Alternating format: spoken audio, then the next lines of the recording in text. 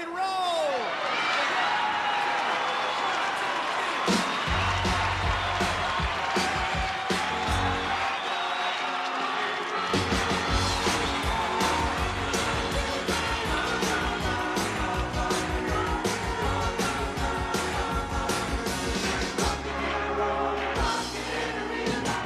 Американская группа, известность которой первоначально принесли их ранние песни о пляжах, море и серфинге. Однако, изменив звучание, они первыми выпустили в 1966 году концептуальный альбом, оказавшийся, по мнению многих специалистов, переломным в контексте развития всей рок-музыки, и оказали решающее влияние на становление ключевых исполнителей 70-х.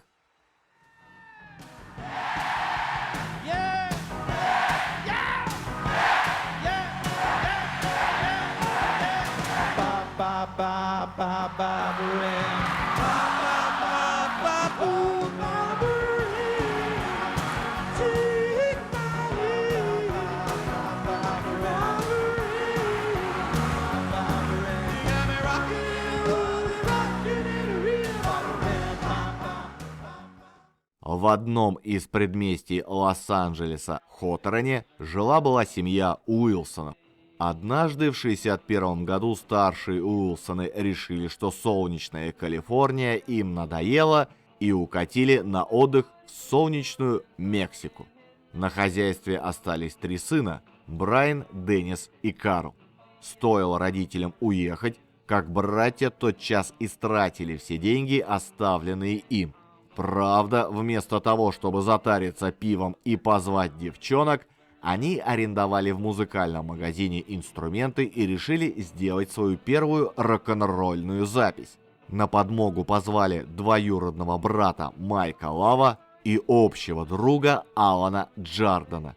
Это фактически семейное предприятие решили окрестить The Pendletons по имени компании, выпускающей модные рубашки.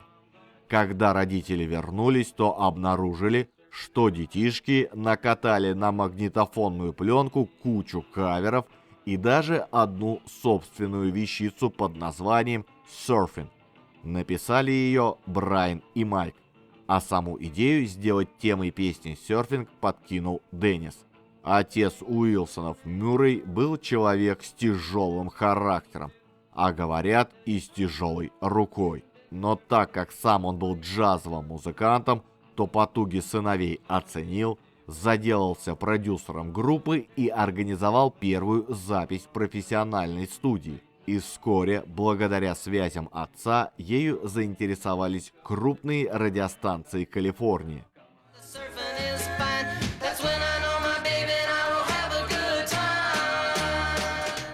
В декабре 1961 года сингл «Surfing» лег на прилавки магазинов и стал большим местным хитом. В национальном хит-параде США он, правда, добрался лишь до 75-го места, но для дебюта это было очень неплохо. Брайан, услышав, что его творение крутят по радио, и вовсе с радостными криками помчался по улице.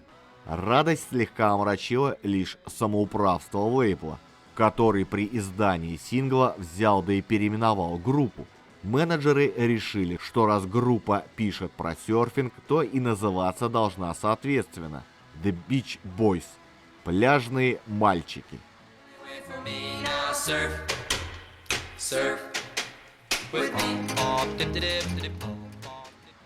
Ну, пляжные так пляжные, махнули рукой мальчики и начали бесперебойно выдавать песенки. Все как на подбор про серфинг, пляжи, девушек и беззаботную жизнь Калифорнии. Их стиль стали называть surf-music, хотя из всех пляжных мальчиков кататься на доске по волнам умел только Деннис Уилсон.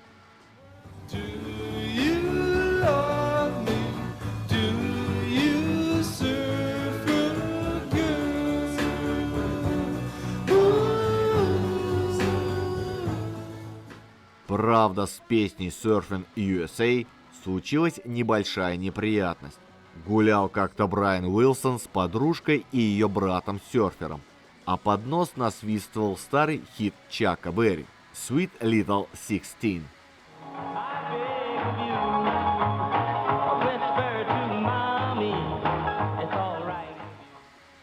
тут его осенило.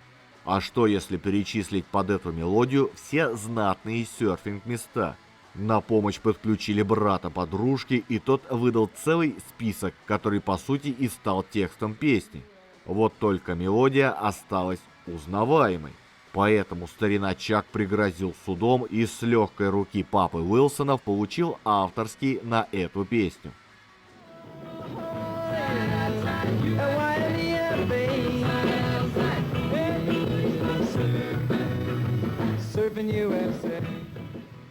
В течение следующих 2 лет The Beach Boys сумели заложить фундамент будущего группы, написав целую серию хитов.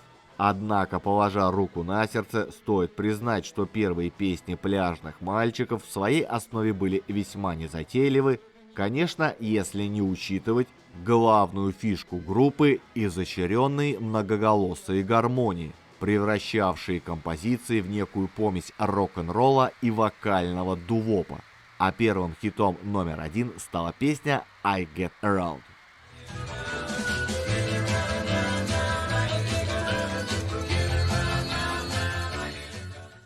Однако вскоре Брайану Уилсону захотелось большего, нежели строчить прибыльные песенки о беззаботной подростковой веселухе.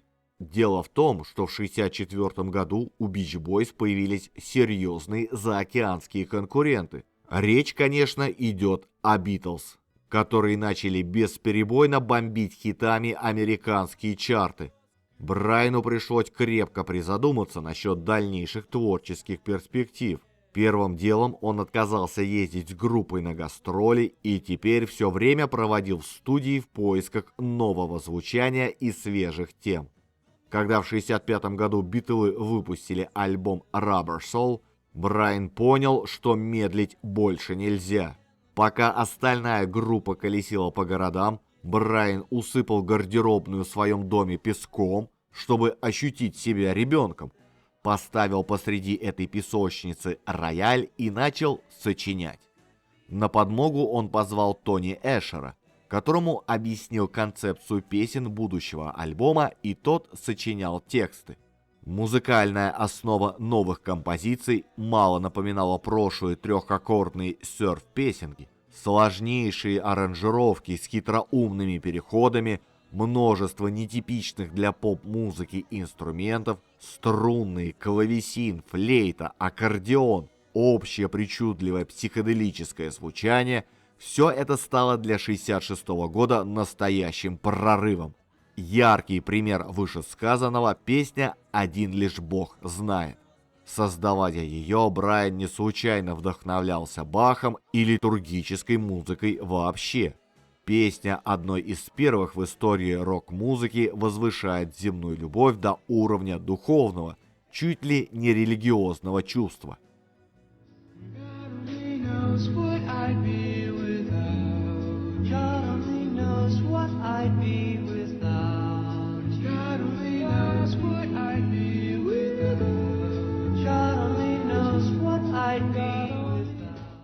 Когда остальные пляжные мальчики вернулись с гастролей, то обнаружили, что песни уже готовы, а им стоит лишь наложить вокал. Не всем в группе заумные эксперименты Брайана пришлись по нраву.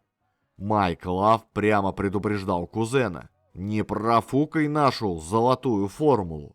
Может, поэтому в новый альбом решили запихнуть более попсовую песню «Sloop John B», которая уже выходила до этого синглом.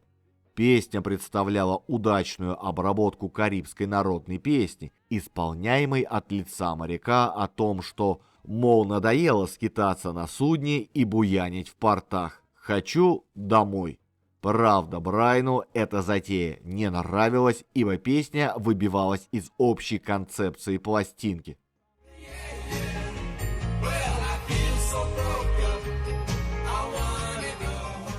Но Брайан таки удовлетворил свои творческие амбиции, сумел зацепить Битлов. Теперь настала уже очередь Битлз призадуматься, чем ответить на новаторство альбома Pet Sounds. Понимая это, Брайан Уилсон решил опередить конкурентов и записать еще более крутой и экспериментальный альбом. Первой ласточкой грандиозных замыслов стала песня под названием «Хорошие вибрации». Она была задумана еще во время подготовки Pet Sounds, но Брайан хотел довести ее до совершенства, сделать настоящий шедевр звукозаписи. Он называл песню своей карманной симфонией, гармоническим сочетанием воображения и таланта, ремесла и вдохновения. В итоге на запись песни длиной всего в 3 минуты 40 секунд ушло полгода работы в 4 разных студиях, 90 часов магнитной пленки и $50 000. Это был рекорд по тем временам. Композиция буквально собиралась по кусочкам и представляла собой психоделический микс из разных мелодических линий.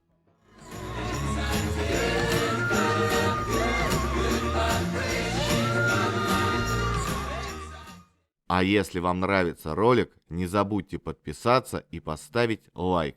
Если хотите послушать музыку, заходите в мою группу ВКонтакте. Там я собираю все треки из роликов.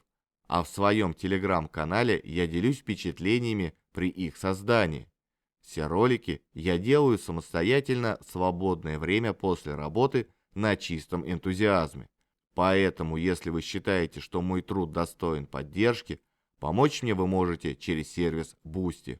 Также веду страницу на Яндекс.Дзене. Если пользуетесь им, буду рад видеть вас и там. Все ссылки оставил в описании под видео. Все это действительно воплотило, да и во многом определило дух рок-музыки второй половины 60-х с ее концептуальностью, сложностью, эклектичностью, всеобщей любовью и, чего уж греха таить, наркотиками. Вот и во время сочинения своих психоделических шедевров Брайан настолько привык глотать кислоту и прочую дрянь, что вскоре начал тихонько сходить с ума.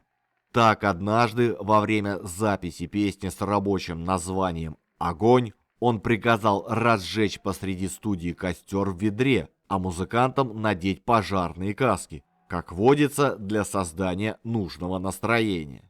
На следующий день Брайан узнал, что в здании, расположенном недалеко от студии, случился пожар, и всерьез решил, что виной этому огненные вибрации от его песни.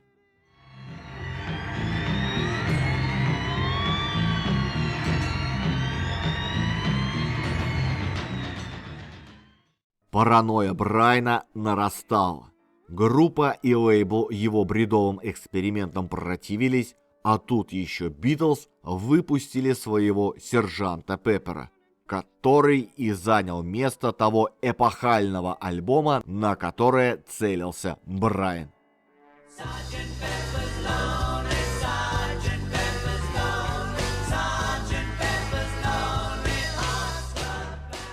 Брайан становился все более и более неуправляемым. При записи альбома «Smile» он подружился с выдающимся исполнителем Ван Дайком Парксом. Но студия, где они работали, вдруг загорелась среди бела дня, и в пожаре погибли почти все сведенные фонограммы диска. Те, что сохранились, в припадке ярости уничтожил сам Брайан. Несколько вещей все же удалось спасти. К примеру, песня «Герои и злодеи» характерная для Брайана сочетание разных мелодических линий, отличающихся по темпу и настроению. По поводу содержания песни ходили разные слухи. Одни говорили, что она о Вьетнамской войне, другие, что это о борьбе добрых и злых духов в голове самого Брайана. Ну, а автор текста Дайк Паркс объяснял, что все гораздо проще. Речь идет об индейцах, заботливо истребленных белыми американцами.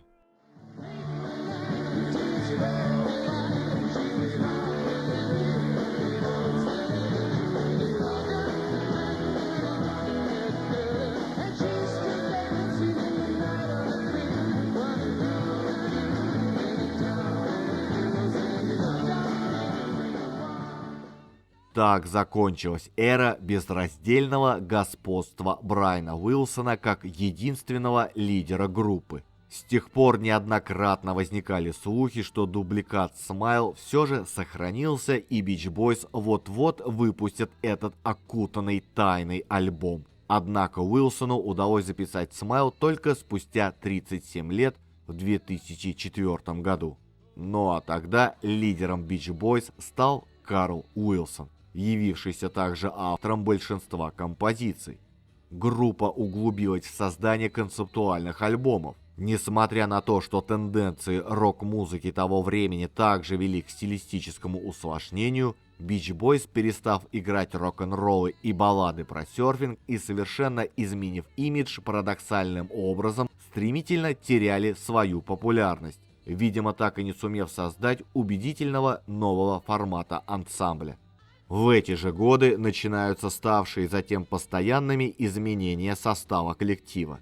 К середине 70-х два первоначальных члена группы, Брайан Уилсон и Деннис Уилсон, вели отдельную от своих коллег жизнь. Последний впал в алкоголическую зависимость и был больше занят медитациями, нежели музыкой. Еще во время посещения курсов трансцендентальной медитации Махариши Махеш йоги в Индии в 1968 году Деннис всерьез увлекся его идеями. Его склонность к мистицизму свела его с Чарльзом Мэнсоном, который вскоре прославился своими серийными ритуальными убийствами. Чтобы уменьшить риски для студии, группа основала свою фирму грамзаписи, первой продукцией которой был альбом Sunflower.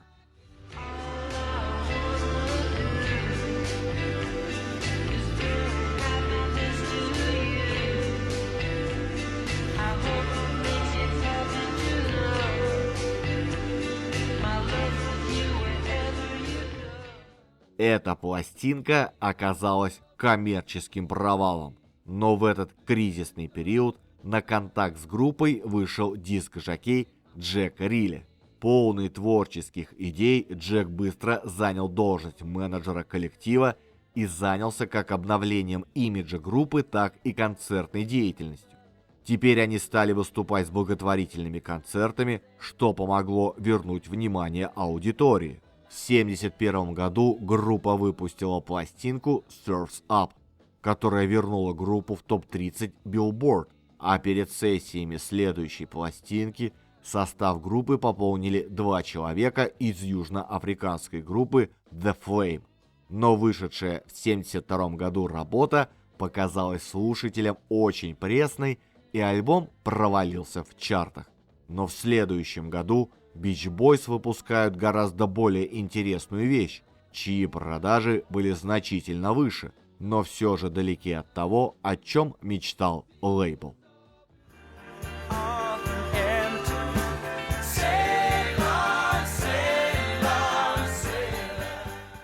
Казалось, что группа находится на пороге забвения, но в 1974 году сборник хитов Endless Summer внезапно возглавил Billboard и оставался в чартах аж 155 недель.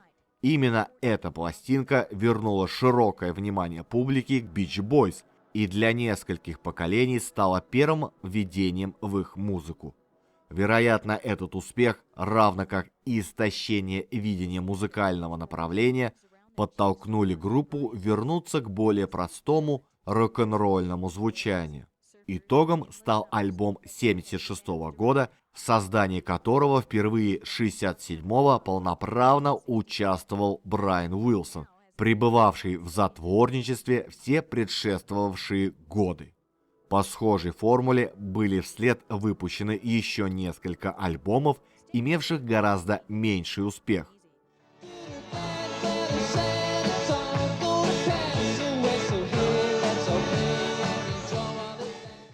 Во второй половине 70-х конфликт между Деннисом Уилсоном и Майком Лавом ставит группу на грань распада. Beach Boys меняют фирму грамзаписи, а из менеджмента группы выходят братья Майка, Стэн и Стив Лавы. Вскоре Брайан Уилсон решается на большой эксперимент, направив звучание коллектива в волны New Wave. Пластинка, увидевшая свет в 1977 году, получила весьма неоднозначные отзывы в прессе. Ведь в конце десятилетия Брайан скатился в очередную затяжную депрессию, что сказалось на качестве материала. Следующие работы получились совсем безликими и не попали даже в сотню Billboard. В новое десятилетие группа вошла с пластинкой Keeping the Summer Alive, которая была ничем не лучше предшественников. Отсутствие успеха и вдохновения подтолкнуло музыкантов к решению о том, что пора взять перерыв. И на протяжении следующих 5 лет группа отдыхала от студийных сессий.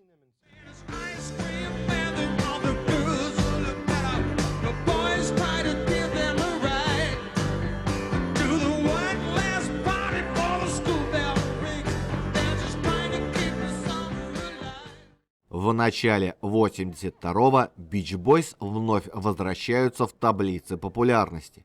На этот раз со своей версией композиции Come Go With Me, которую 15 годами раньше написали Del Weekends. После чего, так сказать, душевная болезнь Брайана Уилсона вышла на новую стадию, вынудив его вновь покинуть группу. С этого времени Брайан участвовал в жизни группы лишь эпизодически, чрезвычайно редко появляясь на концертах.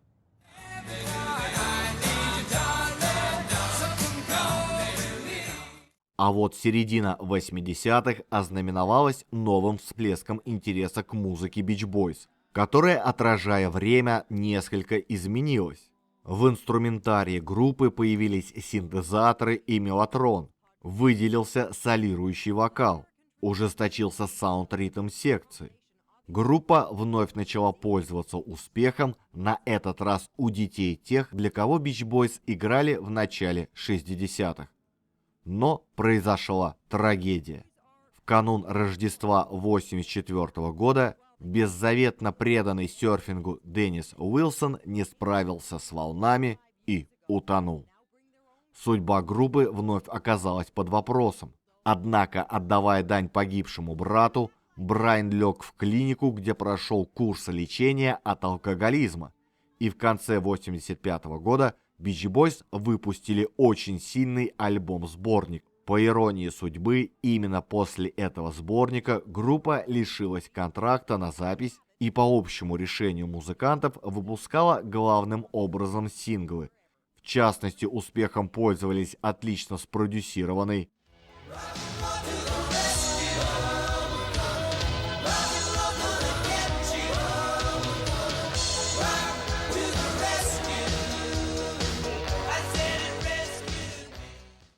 а также переработанная вещь группы Mamas and Papas.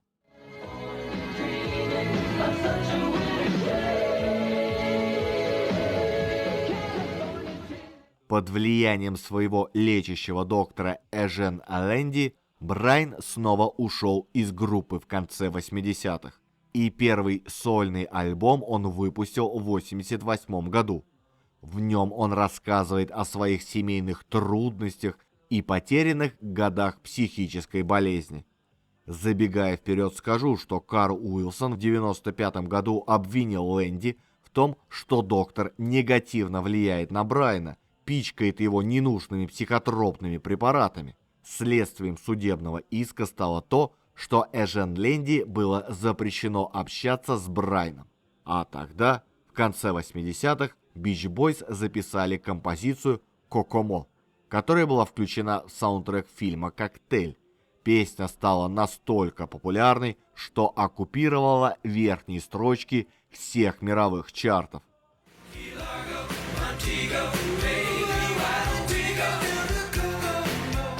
Затем разразился скандал. Музыканты Beach Boys подали в суд на Брайана в надежде получить принадлежащие ему в соответствии с авторским правом $80 миллионов. Мотивировался этот шаг тем, что Уилсон якобы писал свои песни не один, а в соавторстве с остальными. Состояние Брайана вновь ухудшилось, что дало возможность объявить о его недееспособности. Какое-то время вопрос об авторстве песен оставался открытым, но в конце концов адвокаты Уилсона сумели отстоять права своего клиента. Несмотря на натянутые отношения в группе, в 1988 году коллектив выпустил новый альбом. А спустя 4 года группа не слишком удачно возвращается к теме серфа с новым альбомом, и популярность группы вновь начала угасать. В 1996-м вышел сборник перепевок собственных хитов в стиле кантри, но этот альбом стал финальной работой Карла Уилсона.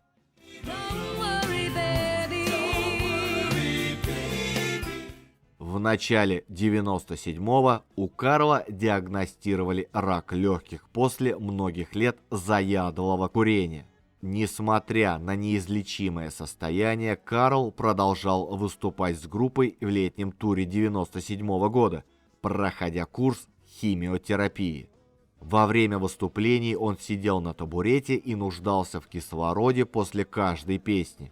Карл умер 6 февраля 1998 года в возрасте 51 года, через 2 месяца после смерти матери Уилсонов, Одри.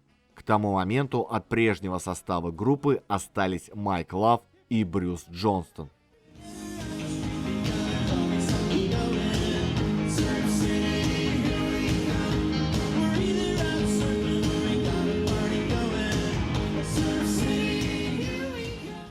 В начале 2000-х Брайан нашел в Нью-Йорке трибьют-группу Beach Boys, которая полностью подошла ему, так как знала наизусть все его песни. С ними последний из живых братьев Уилсонов и стал гастролировать по свету.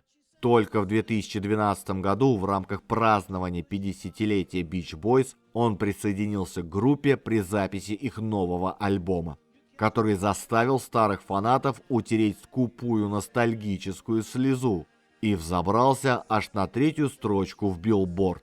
Ведь на этом можно сказать, что история группы в целом закончилась, хотя музыканты до сих пор периодически дают концерты.